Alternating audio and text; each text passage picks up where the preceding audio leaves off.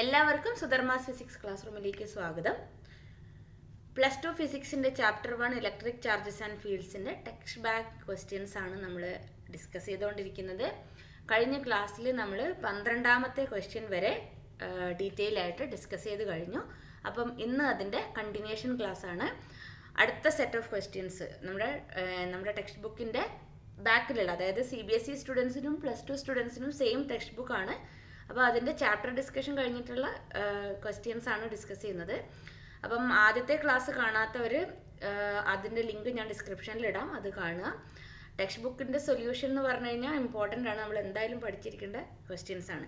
അപ്പം 12ാമത്തെ ക്വസ്റ്റ്യൻ വെച്ചിട്ടാണ് 12ാമത്തേത് നമ്മൾ കഴിഞ്ഞ ക്ലാസ്സിൽ. ഇന്ന് 13ാമത്തെ ക്വസ്റ്റ്യൻ തൊട്ടിട്ടാണ് ഇന്ന് ഡിസ്കസ് ചെയ്യുന്നത്. ഓക്കെ, അപ്പം 13ാമത്തെ ക്വസ്റ്റ്യൻ എന്ന് പറയുന്നത് 12ാമത്തെ ക്വസ്റ്റ്യൻ്റെ ഒരു എക്സ്റ്റൻഷൻ ആയിരുന്നു. അപ്പം 13ാമത്തെ ക്വസ്റ്റ്യൻ എന്താണെന്ന് വെച്ചാൽ, suppose the spheres A and B in exercise 1.12 have identical sizes. A third sphere of the same size but uncharged is brought in contact with the first, then brought in contact with the second, and finally removed from both. What is the new force of repulsion between A and B? അതായത് ആദ്യത്തെ ക്വസ്റ്റ്യനിൽ എന്ന് പറഞ്ഞാൽ ഈ two spheres in A and B in exercise 12, അതായത് ഇവിടെ two insulated charged copper spheres A and B have their center separated by a distance of 50 cm. What is the mutual force of electrostatic repulsion if the charge on each is 6.5 into 10⁻⁻⁷ Coulomb എന്നാണ് തന്നിരിക്കുന്നത്. അപ്പോൾ രണ്ട് spheres ഉണ്ട്. കാര്യം അത്രയേ ഉള്ളൂ, very simple ആണ്. QAയും QBയും ഉണ്ട്. രണ്ടിൻ്റെയും ചാർജ് എന്ന് പറഞ്ഞാൽ എത്രയാണ്? 6.5 into 10⁻⁻⁷ Coulomb ആണ്. അപ്പം അത് രണ്ടിനും ഒരേ സൈസാണ്. A third sphere of the same size but uncharged is brought in contact with the first. അതായത് ഒരു തേർഡ് സ്ഫിയറിനെ നമുക്ക് QC എന്ന് പറയാം. അപ്പോൾ അത് നമുക്ക് sphere A, sphere B, sphere C. ഇപ്പോൾ 13ാമത്തെ ക്വസ്റ്റ്യനിൽ മൂന്നാമതൊരു സ്ഫിയറിങ് കൂടി ഇൻട്രൊഡ്യൂസ് ചെയ്യാണ്. ഈ C എന്നുള്ള സ്ഫിയറിനെ നമ്മൾ എയുമായിട്ട് കോൺടാക്ട് ചെയ്തു. അപ്പോൾ അൺചാർജ്ഡ് സ്ഫിയർ ആണ് എന്ത് C എന്ന് പറയുന്നത്. അപ്പം ചാർജ് QCൻ്റെ ഫസ്റ്റ് കേസിൽ എന്താണ്? ചാർജ് ഇല്ല. Okay, it is brought in contact with the first, അതായത് എയിലേക്ക് കൊണ്ടുവന്നു. Then brought in contact with the second and finally remove from both. ആദ്യം എയുമായിട്ട് കോൺടാക്ട് ചെയ്തു, പിന്നെ എന്നിട്ട് എന്ത് ചെയ്തു? ആ കോൺടാക്ട് ചെയ്ത ശേഷം സീനെ എടുത്തിട്ട് ബിയുമായിട്ട് കോൺടാക്റ്റിൽ വെച്ചു, അതിനുശേഷം രണ്ടൊന്നും റിമൂവ് ചെയ്തു. What is the new force of repulsion between A and B? അതായത് ഈ ഒരു അൺചാർജ്ഡ് സ്ഫിയർ നമ്മൾ ഒരു ചാർജ് സ്ഫിയറിൻ്റെ അടുത്തേക്ക് കൊണ്ടുവരുമ്പോഴേക്ക് എന്ത് പറ്റും? അതിന്ന് മ്യൂച്വൽ എക്സ്ചേഞ്ച് ഓഫ് ചാർജസ് നടക്കും. അതായത് അത് രണ്ടും ഈക്വലി ചാർജ്ഡ് ആവുന്നത് വരെ എന്ത് ചെയ്യും? അത് ചാർജ് ഡിസ്ട്രിബ്യൂഷൻ നടക്കും. അപ്പം പുതിയ ചാർജ് QA, എയിലുണ്ടായ ചാർജ് കുറച്ച് ചാർജ് സിക്ക് കൊടുത്തു. എങ്ങനെ? അത് കോൺടാക്റ്റ് അപ്പം ചാർജ് ഡിസ്ട്രിബ്യൂട്ട് ചെയ്തതിന് ശേഷം എയിലുള്ള ചാർജ് എത്രയാണെന്ന് നമുക്ക് നോക്കാം.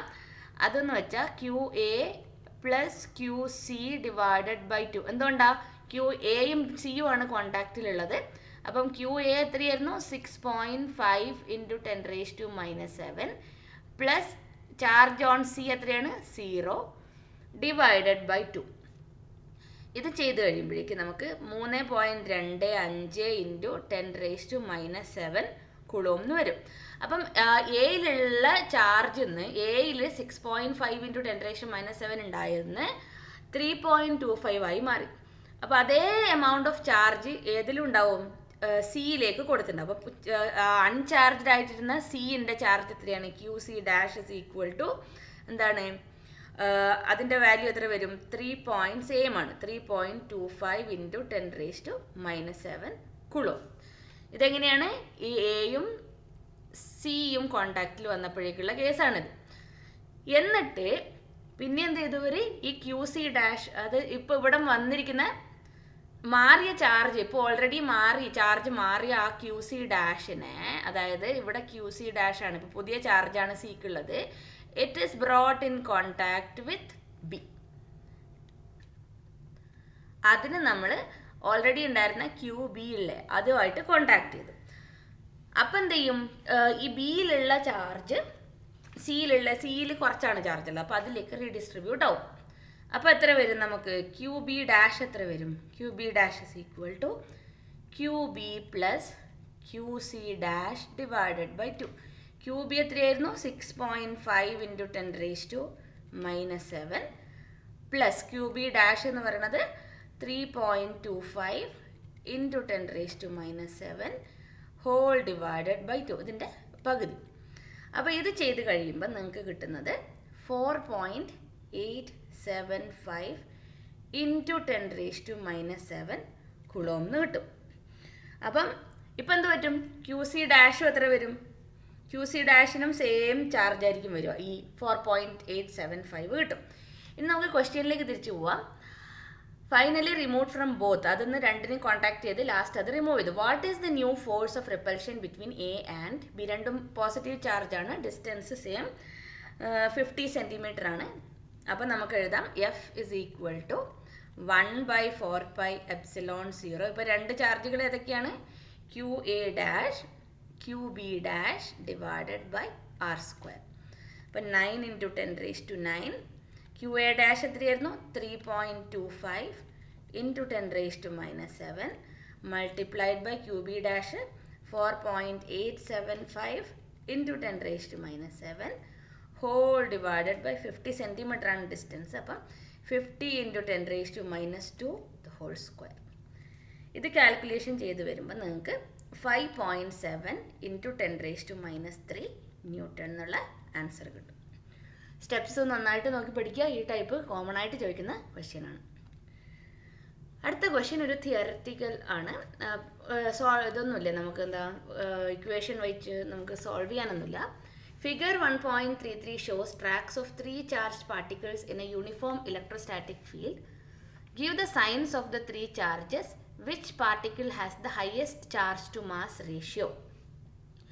ഇവിടെ നമ്മൾ അപ്ലൈ ചെയ്യേണ്ട logic give the signs of 3 charges. വണ്ണും ഇവിടെ നമുക്ക് കാണാം പോസിറ്റീവും നെഗറ്റീവിലും ചാർജ് പ്ലേറ്റ്സ് ഉണ്ട്. അപ്പം 1ഉം 2 അങ്ങോട്ടാണ് പോണത്? പോസിറ്റീവിലേക്കാണ് പോണത്. അപ്പോൾ എന്തായിരിക്കും? ഓപ്പോസിറ്റ് ചാർജസ് അല്ലേ അട്രാക്റ്റ് ആവുക. അപ്പോൾ 1 and 2 എന്താണ്?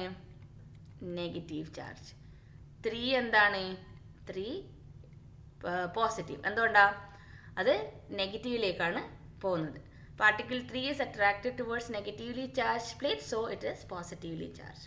ഇനി which particle has the highest charge to mass ratio? അപ്പം ഈ charge to mass ratio, charge എത്രയാണ്?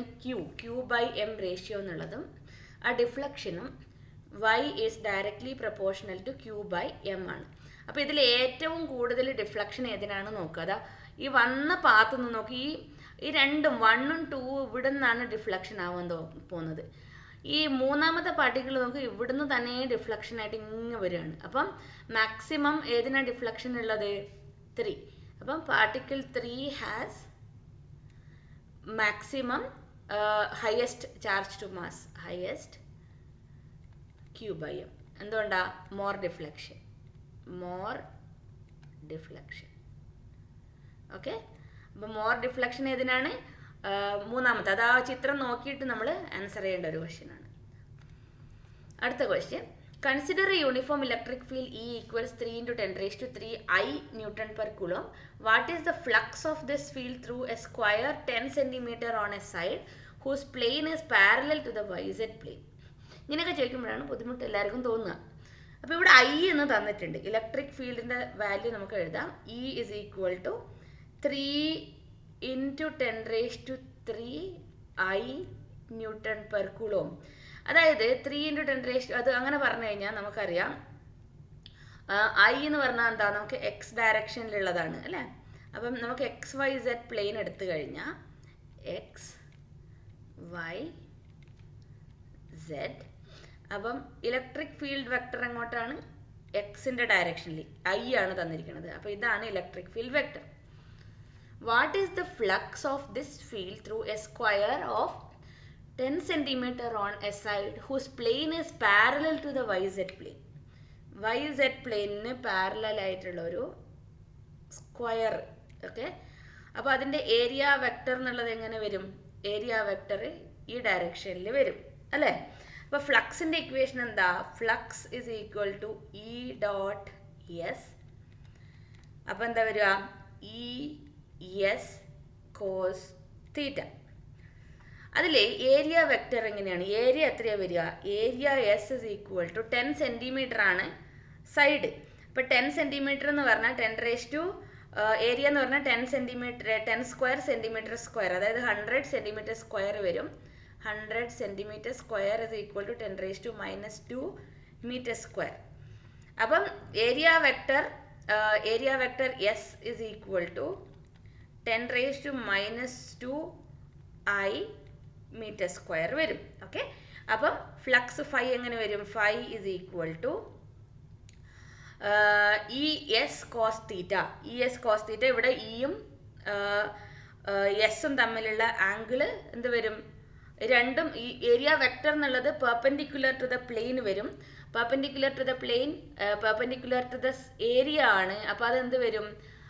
അതും നമ്മുടെ ഇലക്ട്രിക് ഫീൽഡ് വെക്ടറും സെയിം ഡയറക്ഷനിൽ വരും. അപ്പോൾ എന്ത് ചെയ്യണം? അപ്പോൾ നമുക്ക് അതിൻ്റെ ആംഗിള് 0. അപ്പം കോസ് 0 എത്രയാണ്? 1. അപ്പം ഈ എത്രയാ? 3 × 10⁻³ 3 × 10⁻³ 3 × 10⁻³ മൾട്ടിപ്ലൈഡ് ബൈ 10⁻². അപ്പോൾ എത്ര വരും? 10 വരും. 3 × 10 എന്ന് പറഞ്ഞാൽ 30 newton metre square per coulomb. ഇത് answer for question A. What is the flux through the same square if the normal to this plane makes a 60° angle with the x-axis? അതായത് ആദ്യത്തെ കേസിൽ നമ്മുടെ ഏരിയ വെക്ടർ ഇങ്ങനെ വന്നു. അപ്പോൾ രണ്ടാമത്തെ കേസിൽ തീറ്റ എത്രയാണ്? 60 ആണ്. അപ്പോൾ എത്ര വരും?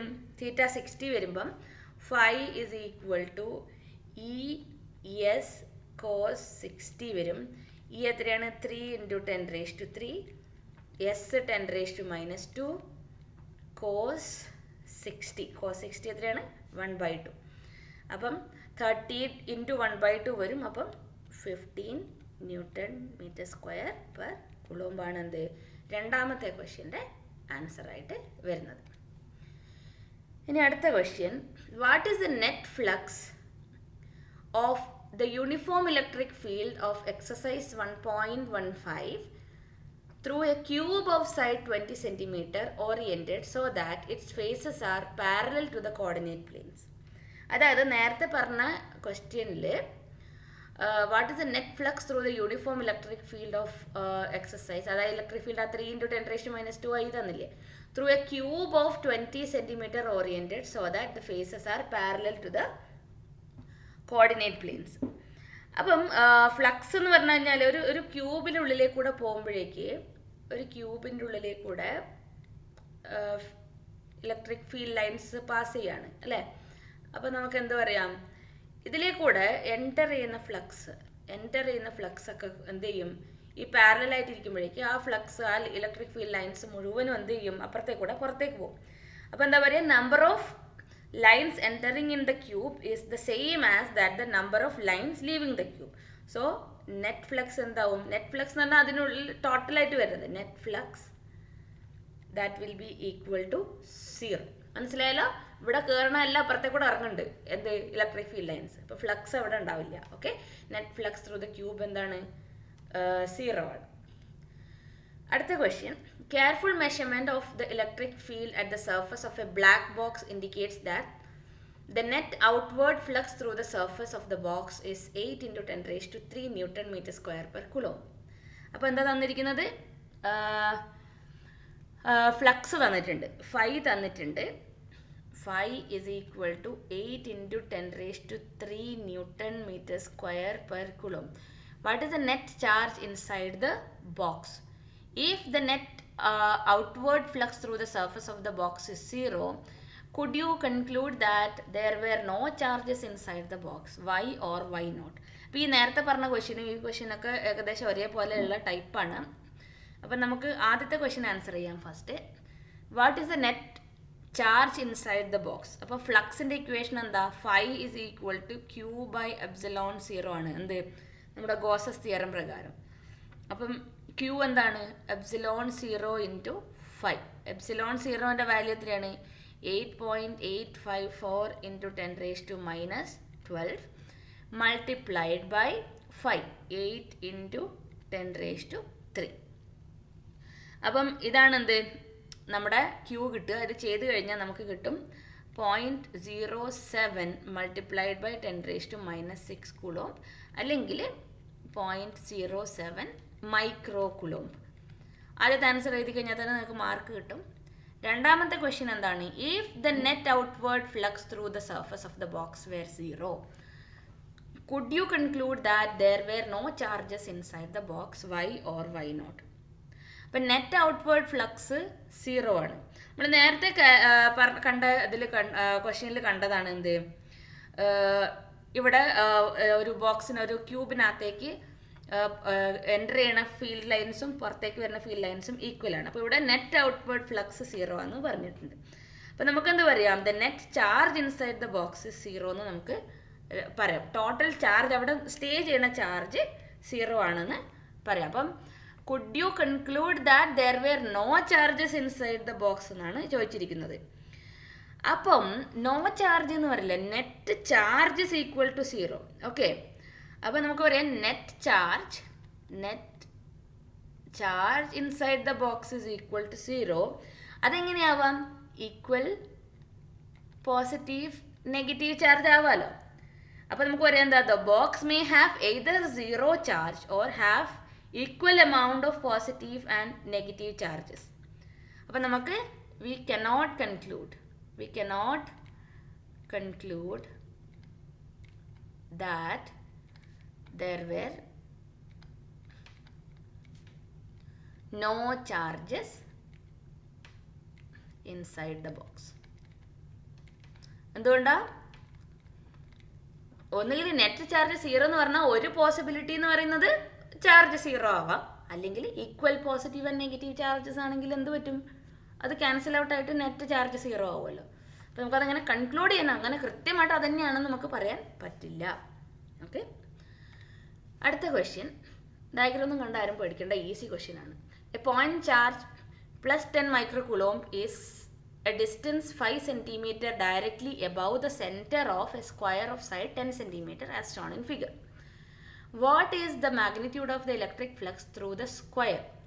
Hint തന്നിട്ടുണ്ട്. Think of the square as one face of a cube with edge 10 cm. എന്താ തന്നിരിക്കുന്നത്? A point charge 10 microcoulomb is at a distance 5 cm directly above the center of the square of side 10 cm. അപ്പം നമുക്കറിയാം calculate ചെയ്യേണ്ടത് എന്താണ്? What is the magnitude of the electric flux? Electric flux ഇങ്ങനെ calculate ചെയ്യണമെങ്കിൽ നമുക്കറിയാം അവിടെ ഒരു Gaussian surface imagine ചെയ്യണം. ഗോഷ്യൻ സർഫസിന് നമ്മൾ ക്യൂബിക്കൽ ഗോഷ്യൻ സർഫസ് ഇമാജിൻ ചെയ്യാം. ഇവിടെ തന്നിട്ടുണ്ട്. Think of a square as one of the faces of a cube with edge 10 cm. അപ്പോൾ എവിടെയുള്ളത് ചാർജ്? എവിടെയുള്ളത്? ഇവിടെയാണ് ചാർജ് ഉള്ളത്. എത്രയില്ലേ? 5 cm എന്ത് ചാർജ് ഉള്ളത്. അപ്പോൾ അതിനുള്ളിലുള്ള ചാർജ് എത്രയാണ്? ക്യൂ ആണ്, ക്യൂബിക്കൽ സർഫസ് ആണ്. അപ്പം 5 എന്താണ്? 5 is equal to Q divided by epsilon 0. Q എത്രയാണ് തന്നിരിക്കുന്നത്? 10 micro coulomb. So 10 into 10⁻⁻6 divided by epsilon 0 എത്രയാണ്? 8.854 ഇൻറ്റു 10⁻⁻12. പക്ഷേ ഇവിടുത്തെ ഒരു കാര്യം എന്ന് വെച്ചാൽ നമ്മൾ ഗോഷ്യൻ സർഫസിൽ എൻക്ലോസ് ചെയ്തിരിക്കുന്ന ടോട്ടൽ ഫ്ലക്സ് ആണ് എന്ത് ഈ കാൽക്കുലേറ്റ് ചെയ്യുമ്പോൾ കിട്ടുന്നത്. അതായത് ഒരു ക്യൂബിന് എത്ര ഫേസസ് ഉണ്ട്?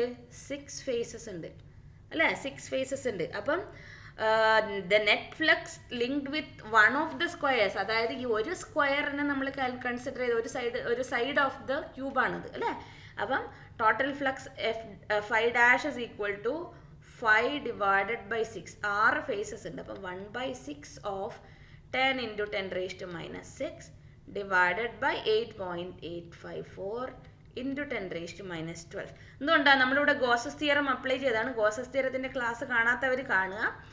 അതിൽ കൃത്യമായിട്ട് പറയുന്നുണ്ട് എന്താ ചെയ്യേണ്ടതെന്ന്. Okay, newton metre square per coulomb. Gauss's തിയറത്തിൽ നമ്മുടെ ഈ ഗോഷ്യൻ സർഫസിനകത്ത് എൻക്ലോസ് ചെയ്തിരിക്കുന്ന ഫ്ലക്സ് ആണെന്ത് ഈ Q/ε0 വെച്ച് കാൽക്കുലേറ്റ് ചെയ്യുന്നത്. അതായത് ഈ ഒരു ക്യൂബിക്കൽ ഗോഷ്യൻ സർഫസ് എടുക്കുമ്പോൾ നമ്മൾ Q/ε0 വെച്ച് ചെയ്ത് കഴിഞ്ഞാൽ 6 ഫേസസിലും കൂടിയിട്ട് ആവുന്ന ഫ്ലക്സ് ആണ് എന്ത് നമ്മൾ കാൽക്കുലേറ്റ് ചെയ്ത് കിട്ടുന്നത്. പക്ഷെ ക്വസ്റ്റ്യൻ എന്താണ്, ആ ഒരു സൈഡിൽ, ആ ഒരു സ്ക്വയറിലുള്ള അതിലെ കൂടെയുള്ള ഫ്ലക്സ് എത്രയാണെന്നാണ് ചോദിച്ചിരിക്കുന്നത്. അതുകൊണ്ടാണ് നമ്മൾ എടുത്തിരിക്കുന്നത് 1/6 ഓഫ് ടോട്ടൽ ഫ്ലക്സ്. മനസ്സിലായെന്ന് വിചാരിക്കുന്നു. അടുത്ത question, a point charge of 2 microcoulomb is at the center of a cubic Gaussian surface 9 cm on edge. What is the net electric flux with the surface, through the surface? എവിടെയായാലും ഇത് net electric flux through the Gaussian surface ആണ് ചോദിച്ചിരിക്കുന്നത്. അത് കാരണം phi is equal to Q/ε0. നേരത്തെ question ഇതും തമ്മിൽ difference മനസ്സിലാക്കുക. നേരത്തെ ഒരു സൈഡിൽ ഒരു സ്ക്വയർ കൂടെ ഉള്ളതാണ് ചോദിച്ചിരിക്കുന്നത്. അതുകൊണ്ടാണ് നമ്മൾ 1/6 എടുത്തത്. ഇവിടെ ത്രൂ ദ ഗോഷ്യൻ സർഫസാണ് ചോദിച്ചിരിക്കുന്നത്. അപ്പം നമുക്ക് ഡയറക്റ്റ് Q/ε0 എടുത്താൽ മതി. അപ്പം Q എത്രയാണ്? 2 × 10⁻6 ഡിവൈഡഡ് ബൈ 8.854 × 10⁻12. ഇത് ചെയ്ത് കഴിയുമ്പോൾ നമുക്ക് 2.26 × 10⁵ ന്യൂട്ടൺ മീറ്റർ സ്ക്വയർ പെർ കുളോംന്ന് കിട്ടും. അപ്പം ഇങ്ങനെയുള്ള കാൽക്കുലേഷൻസ് ഒക്കെ കാൽക്കുലേറ്റർ ഉണ്ടല്ലോ എന്ന് വിചാരിച്ചിട്ട് നിങ്ങൾ മിസ് ചെയ്യരുത്, ചെയ്തിട്ട് തന്നെ പഠിക്കണം. ഓക്കെ.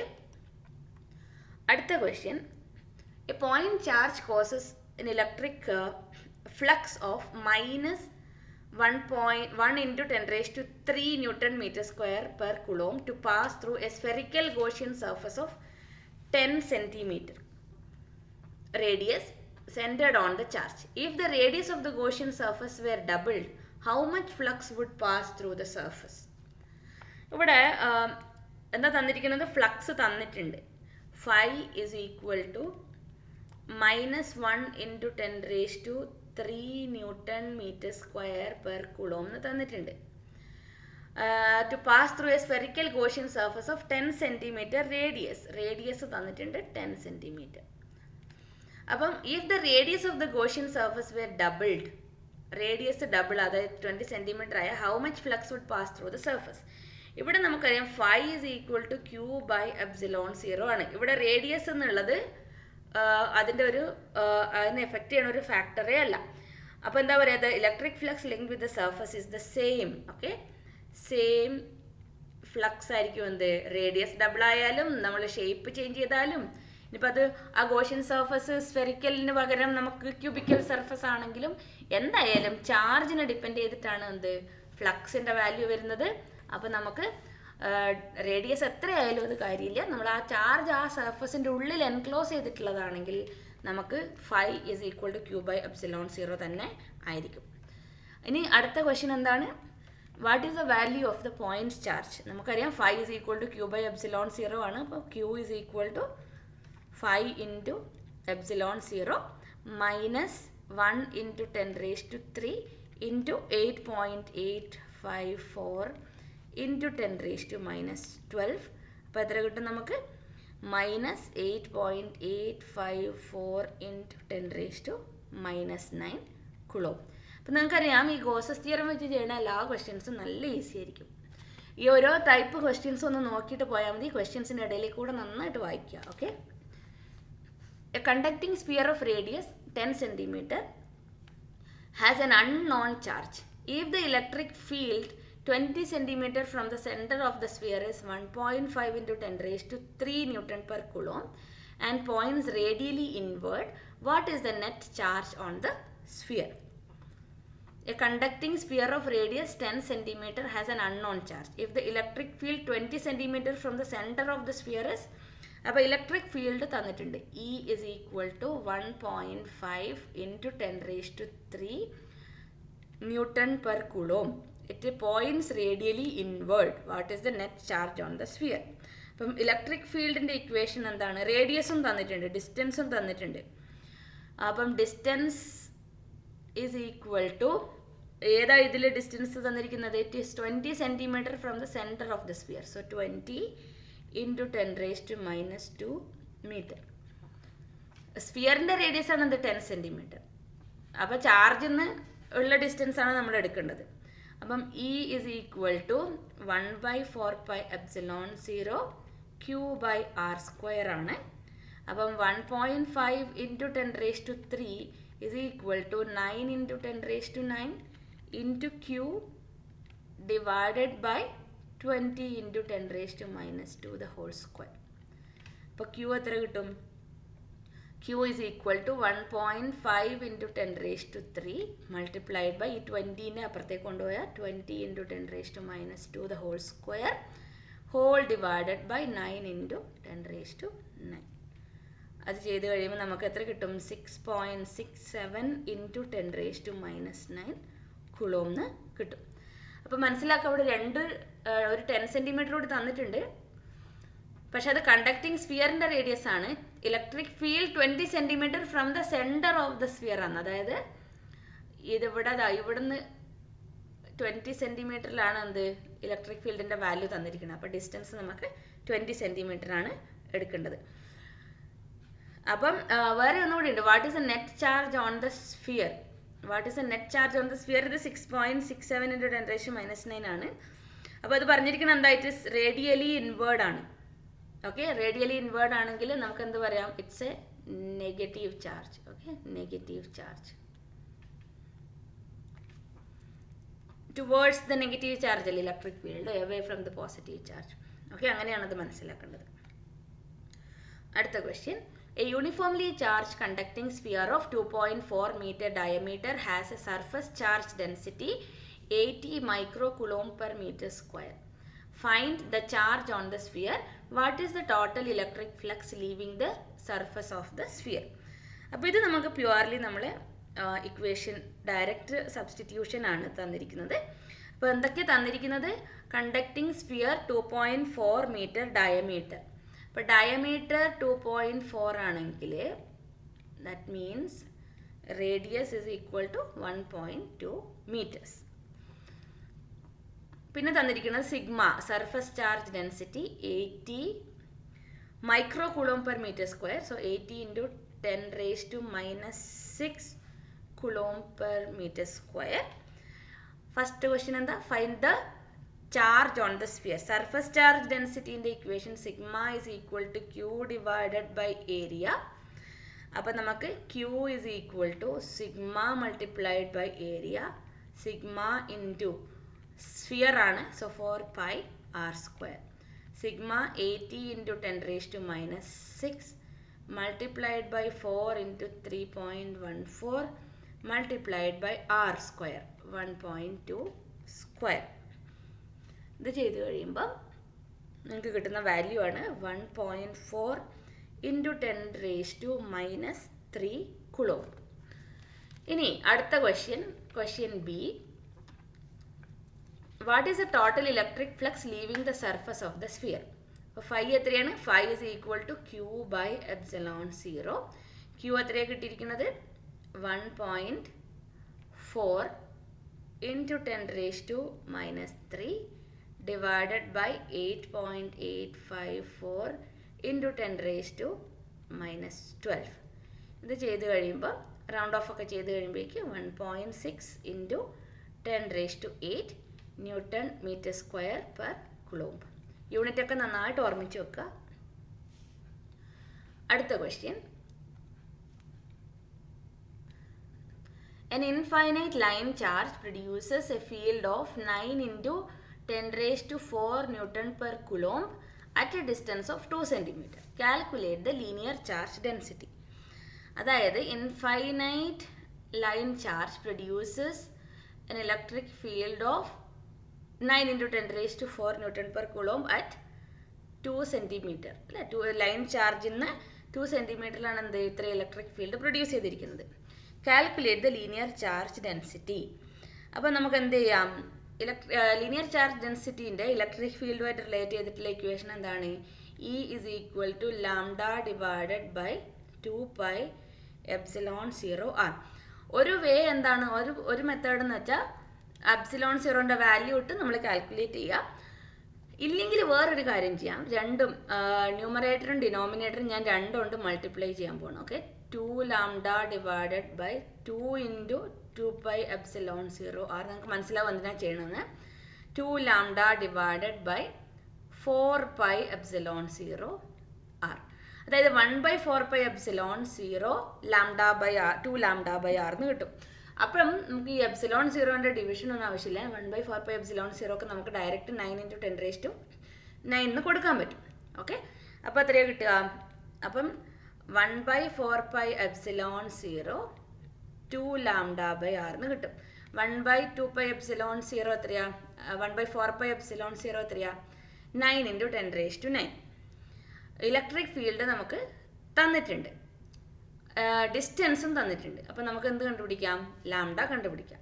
അപ്പം 9 × 10⁹ multiplied by 2 lambda divided by r. r എത്രയാ?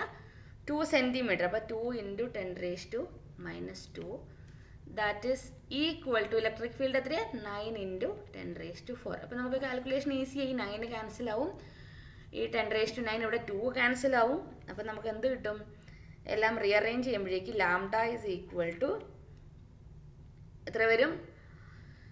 ലാംഡ ഈസ് ഈക്വൽ ടു 9 ×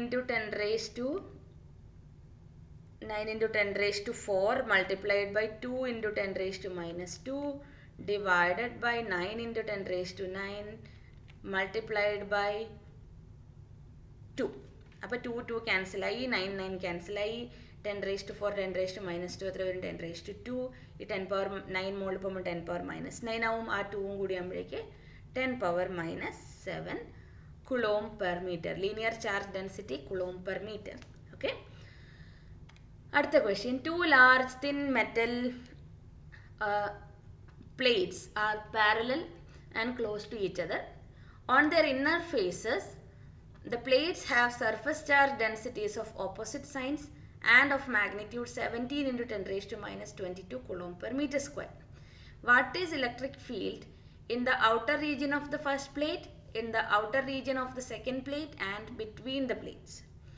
എന്നൊക്കെ തന്നിരിക്കുന്നത് 2 large thin metal plates are parallel, thin ആണ്, are parallel and close to each other. Okay. On their inner faces, the plates have surface charge densities of opposite signs. അപ്പോൾ ഇതിനെ നമുക്ക് എയും B എന്ന് വിളിക്കാം. ഈ രണ്ട് പ്ലേറ്റ്സിനെ എ ബി എന്ന് വിളിച്ചാൽ ഇവിടെ സിഗ്മ എ അത് പോസിറ്റീവും സിഗ്മ ബി എന്താണ്? നെഗറ്റീവ്. അതായത് ഒരു സൈഡ് പോസിറ്റീവ് ഒന്ന് നെഗറ്റീവും ആണ്. അതിൻ്റെ magnitude 17 × 10⁻22 Coulomb per meter square ആണ്. What is the electric field in the outer region of first plate, in the outer region of the second plate and between the plates? Between the plates നമ്മൾ കണ്ടുപിടിക്കണം. അപ്പോൾ ഇവിടെ എന്താണ് നമ്മൾ ആദ്യം ആലോചിക്കുക? തന്നിരിക്കുന്ന വാല്യൂ എഴുതാം. Sigma A is equal to 1.7 × 10⁻22 Coulomb per meter square. Sigma B is equal to -1.7 × 10⁻1.7 അല്ല 17 ആണ്, സോറി 17 ഇൻറ്റു രണ്ടും അതെ സെയിം വാല്യൂ ആണ്, സൈൻ മാത്രമേ വ്യത്യാസമുള്ളൂ. ഇതാണ് ഇത്. ഇങ്ങനെയും തെറ്റ് പറ്റാൻ നമ്മൾ എടുത്തെഴുതുമ്പോൾ 17 ആണ്. 17 ഇൻറ്റു ഞാനത് വായിക്കുമ്പോഴേ 1.7 എന്നാണ് വായിച്ചിരിക്കുന്നത്. 17 × 10⁻22 Coulomb per meter square. അപ്പോൾ രണ്ടും സൈൻ മാത്രം വ്യത്യാസം, അതായത് രണ്ട് പ്ലേറ്റ് ഒന്ന് പോസിറ്റീവ് ഒന്ന് നെഗറ്റീവും ആണ്.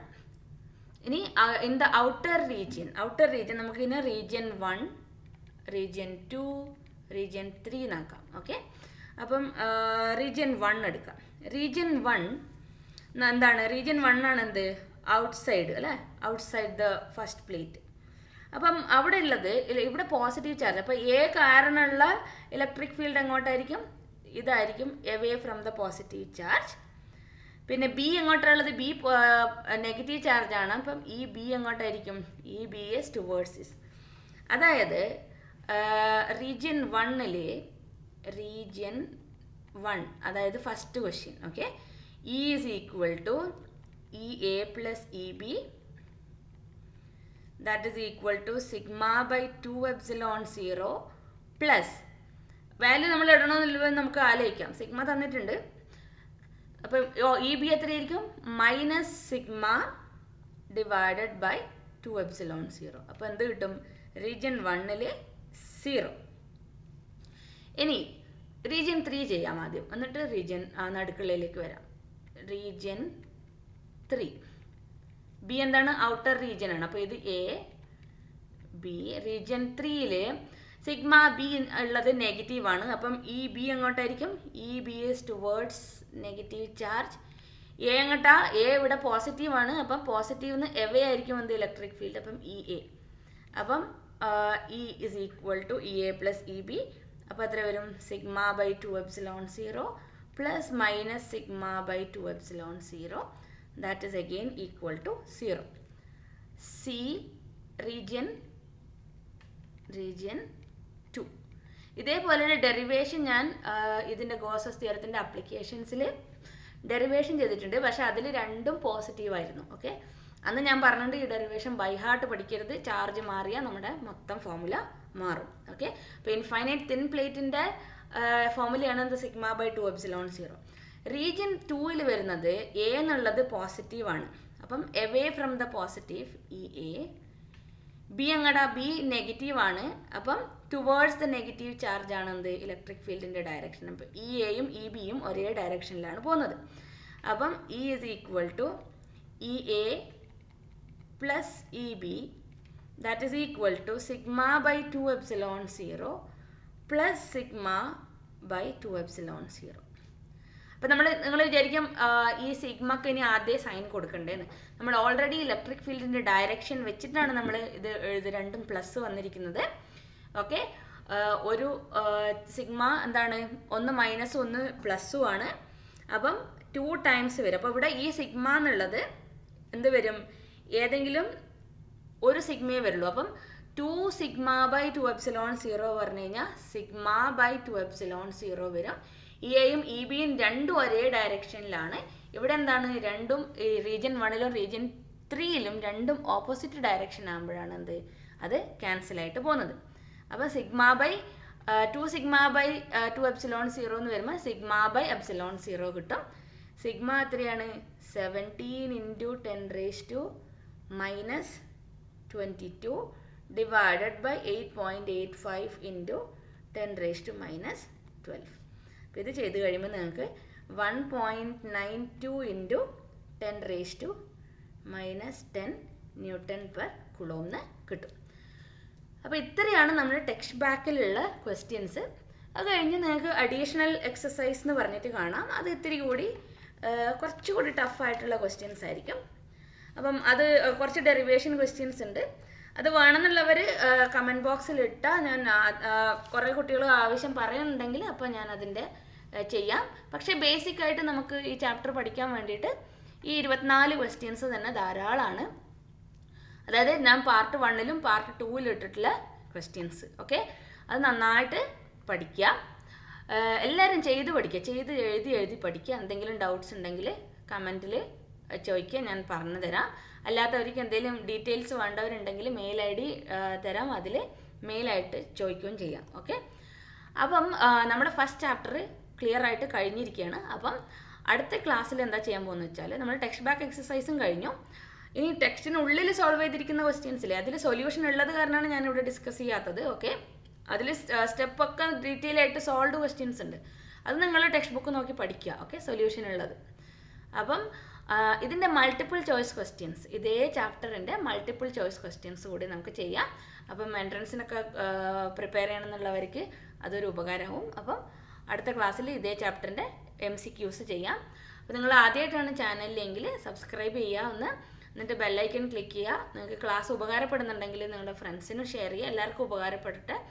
ഓക്കെ, അപ്പം അടുത്ത ക്ലാസ്സിൽ ഇതിൻ്റെ MCQs ആയിട്ട് കാണാം. Thank you, by.